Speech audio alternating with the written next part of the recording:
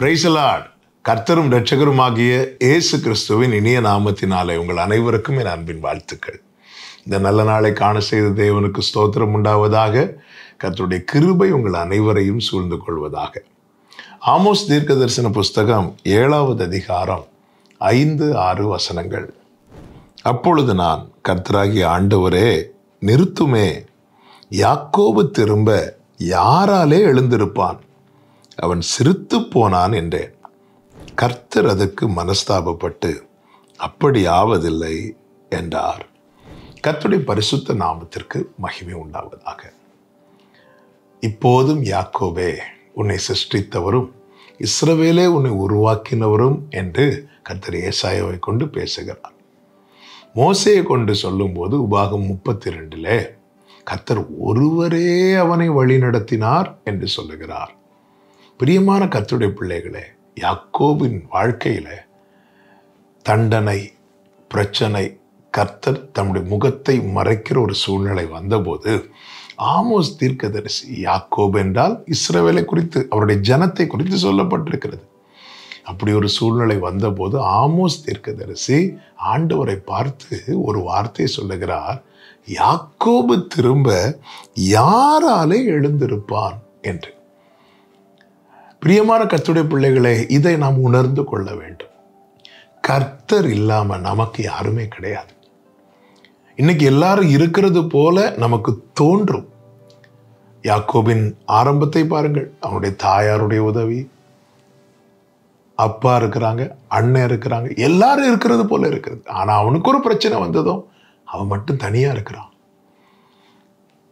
பெத்தேலிலே அவன் கர்த்தரை சந்திக்கும் போது அவனும் கர்த்தரும் மட்டும்தான் இருக்கிறான். அதன் பிறகு அவனுக்கு 2 பரிவாரங்கள், இப்பொழுது மனைவிகள், மனைவியின் வேலைக்காரர்கள், பிள்ளைகள் என ஒரு பெரிய கூட்டம் இருக்கிறது. இப்பொழுது அவனுக்கு பிரச்சனை வரும்போது இப்பொழுதும் அவன் தனியாக தான் இருக்கிறான். பல நேரத்தில் எல்லாரும் நம்மை சூழ்ந்திருக்கும் போது, எல்லாம் நமக்கு இருக்கும்போது, எல்லாரும் நமக்கு எல்லாவற்றிலும் நிற்பாங்க அப்படிங்கிற ஒரு நம்பிக்கை நமக்கு வரும். நாம் பல நேரத்தில் அந்த இடத்துல கர்த்தரை மறக்கிறோம், மீறுகிறோம், சில காரியங்களை செய்ய துணிகரம் கொள்ளுகிறோம். ஆனால் பல நேரத்தில் எதை மறக்கிறோம் தெரியுமா? நமக்கென்று கர்த்தர் மட்டும்தான் உண்டு. நம்மை தூக்கி விடவும், நமக்கு ஆதரவாய் நிற்கவும், நமக்கு ஒன்று என்றால் துடிக்கவும், நம்மை காப்பாற்றவும் எத்தனை உறவுகள் இருந்தாலும், யாக்கோபே உனக்கு கர்த்தர் மட்டுமே உண்டு. இதை நாம் மறக்கிறோம். இதை தான் கர்த்தர் இந்த நாளிலே உணர்த்துகிறார். யாக்கோபே உன்னை கரம் பிடித்து நடத்தவும், உன்னை கை தூக்கி எடுக்கவும், உன்னை காப்பாற்றவும் வேறு ஒருவரும் கிடையாது. நான் மாத்திரமே உண்டென்று கர்த்தர் சொல்லுகிறார்.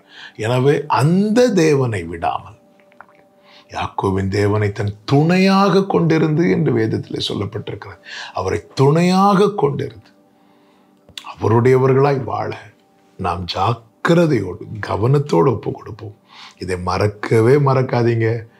நம்மை காப்பாற்ற, நம்மை கை தூக்கி எடுக்க, நமக்கு ஒன்றுனா வந்து நிற்கிறதுக்கு அவர் ஒருவரே உண்டு. இதை மறந்து விடாதிருங்கள். யாபோ காட்டின் கரையில யாக்கோபு அழுத போது எத்தனை உறவுகள் உண்டு. யார் வந்தாங்க? தன் தகப்பன் வீட்டை விட்டு புறப்பட்டு வனாந்திரத்தில் தலைக்கு கீழே ஒரு கல் எடுத்து வைத்த போது யார் வந்தாங்க? கர்த்தர் ஒருவர் அல்லவா வந்து நின்றார். யாக்கோபே, இதை உணர்ந்து கொள். கர்த்தரை விட்டு விடாதே. கர்த்தர் உன்னை நடத்துவார். தகப்பனை, எங்களுக்கு நீங்க மட்டும்தான் உண்டாண்டவரே. எனக்கு யாருண்டு? கலங்கின நேரத்தில் கரம் என்னை நடத்தியதே.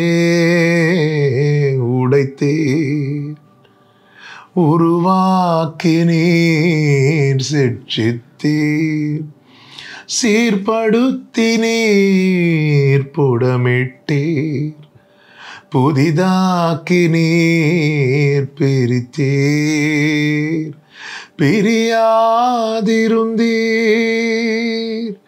எனக்கு நீருண்டு. கலங்கின நேரத்தில் கரம் என்னை நடத்தியதே. தாழ்த்துகிறோம். இதை உணர்ந்து வாழ கிருபை செய்யவே இயேசுவின் நாமத்தில் பிதாவே, ஆமென்.